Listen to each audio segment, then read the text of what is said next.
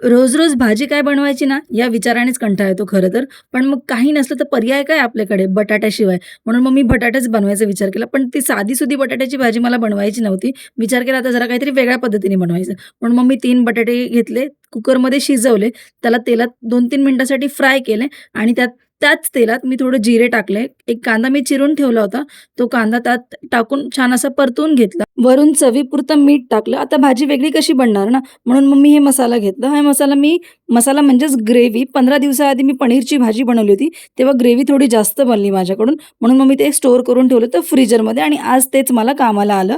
तर त्याच्यासाठी मग मी मस्त असं त्याला फ्राय करून घेतलं. सॉरी परतवून घेतलं जेव्हापर्यंत त्या ग्रेव्हीतून असं तेल सुटत नाही आणि एकदा तेल सुटलं, तर मग म्हटलं आता थोडंसं वेगळं करायचं ना आपल्याला. म्हणून मग मी दही घेतले आणि 2-3 चम्मच दही त्यात ॲड केलं आणि परत थोडा वेळ त्याला तो मसाला असं परतून घेतला जेव्हापर्यंत तो चांगल्या पद्धतीने होत नाही. मग वरून मग मी टाकलं पाणी. आता मला जेवढी ग्रेव्ही घट्ट हवी होती त्या पद्धतीने मग मी पाणी ॲड केलं.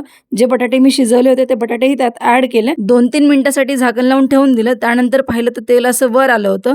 त्यावर मग मी कसुरी मेथी आणि कोथिंबीरचा मारा केला, छान अशी भाजी दिसावी म्हणून. आता मी सांगते मला बनवायचं होतं दम आलू, पण दम आलूसाठी छोटे-छोटे बटाटे नव्हते माझ्याकडे म्हणून मी बटाटे घेतले, त्याला तुकडे केले जरा मोठे आणि मग अशा पद्धतीने मी माझं प्लेट रेडी केलेलं आहे. या खायला.